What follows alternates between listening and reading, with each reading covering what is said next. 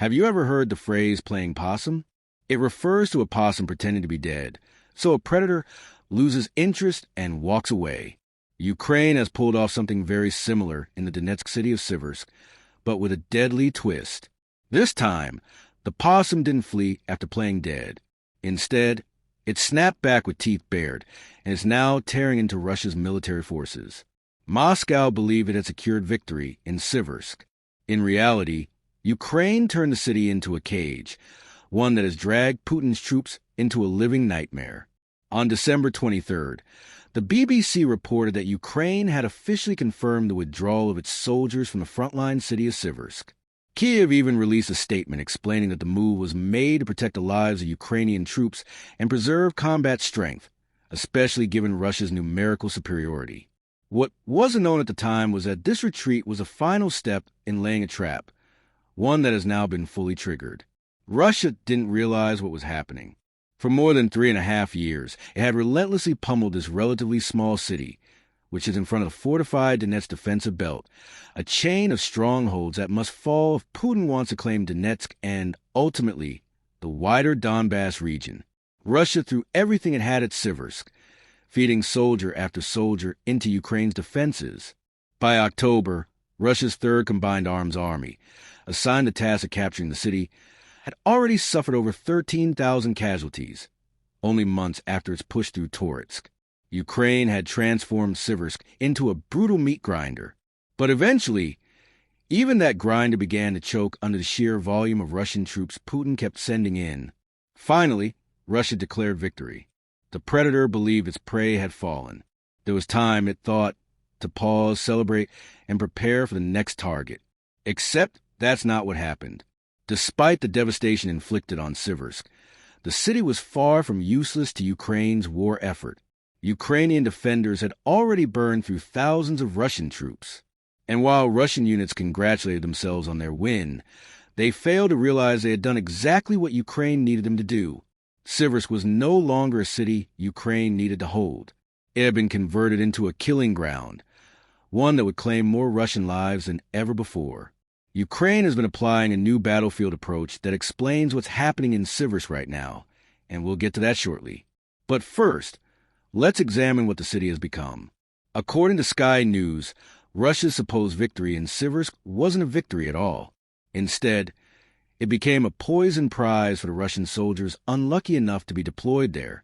Ukraine has reshaped the city into a silent snare, one with no clear exit. Here's how it works. Siversk sits on the axis leading towards Sloviansk, positioned between Lyman and Lysychansk. Crucially, it lies along the route toward the major Donetsk fortress cities of Sloviansk and Kramatorsk, targets Russia must capture if it hopes to seize the oblast. The city also offers major tactical advantages. Its elevated terrain, giving any occupying force a launch platform for attacks. It acts as a logistics node, supporting river crossings over the Siversky Donets, and it's close to key transport corridors Russia desperately wants to control. So how does a city like this turn into a trap? On paper, Siversk looks like the ideal target for Russia's Donetsk campaign. What Moscow failed to grasp is that elevated ground cuts both ways. Height is only an advantage if the flanks are secure, and Russia doesn't have that control. Without dominance over the surrounding flanks, Russian troops are effectively being funneled into an exposed elevated kill zone, perfectly visible and vulnerable to Ukrainian fire. Ukraine understood these weaknesses long before it withdrew. There were signs the city was being prepared for something bigger. For one, Ukraine didn't fortify Siversk the way it had other last-stand cities. In places like Mariinka or Avdiivka, Ukraine treated the city itself as a primary defensive bastion.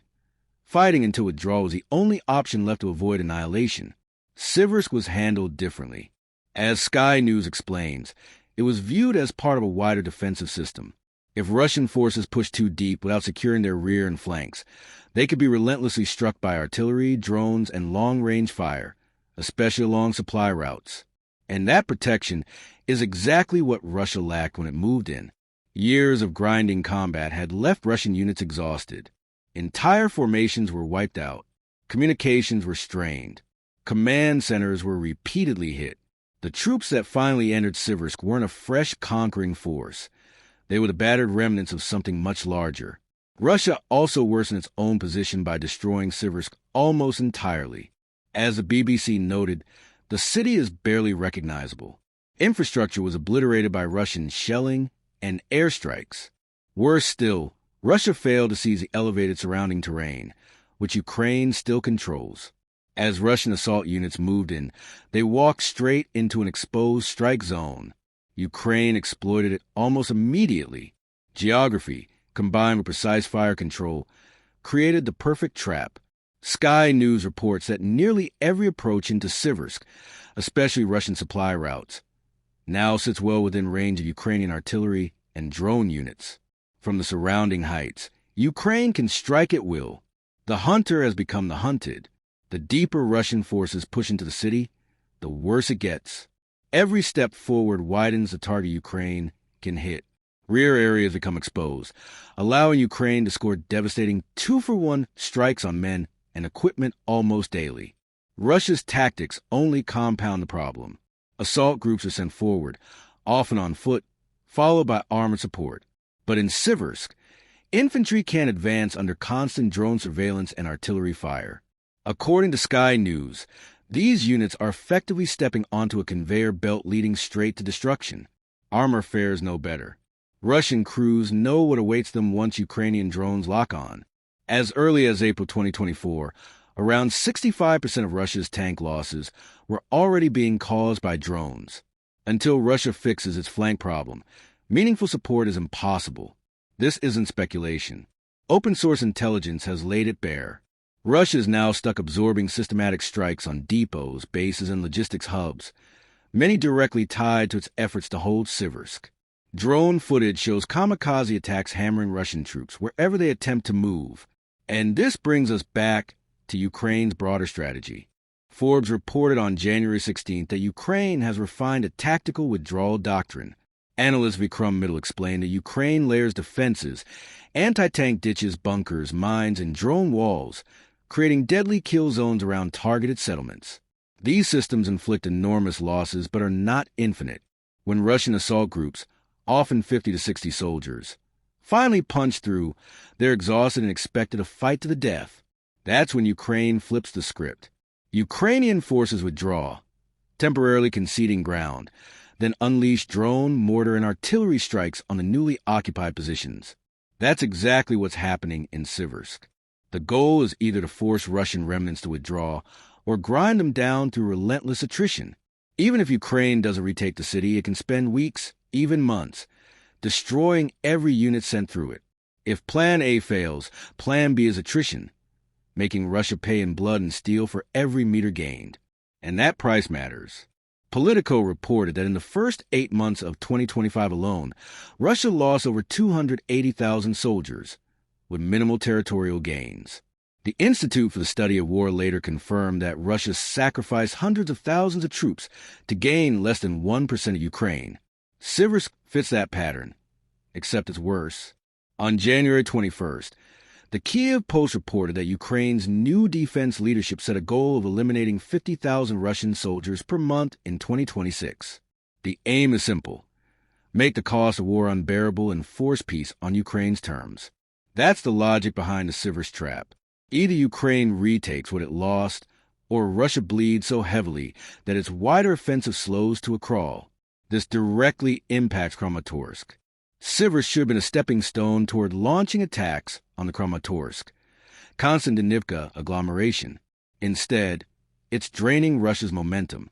Putin reportedly set an April deadline for capturing all of Donetsk, a fantasy at best. Cities like Kramatorsk remain massive obstacles. Previous ISW assessments already warned that Russia's pace of advance would require years, not months. Fast forward today, Pokrovsk still hasn't fallen. Russian troops pushing through Siversk are being obliterated. Years now sounds far more realistic than months. And Kramatorsk is a completely different challenge. With pre-war populations near 200,000, these fortress cities dwarf places like Pokrovsk or Siversk. Russia has spent years capturing far smaller towns, sometimes only claiming victory, while fighting still rages. Donetsk will not fall in 2026. Kramatorsk remains a wall. Russian assault teams, sometimes just 8 to 10 soldiers, are being fed into Grinder and erased. As long as the Siversk trap holds, any Russian plan to use the city as a launch pad collapses. Right now, Siversk is a nightmare for Moscow, and it will stay that way until Russia secures its rear and flanks. Ukraine has entered 2026 with a transformed approach to war. The defense ministry has been reshaped, kill targets recalibrated, and modernization is accelerating, promising even greater Russian losses ahead. And we'll break all of that down in our next video.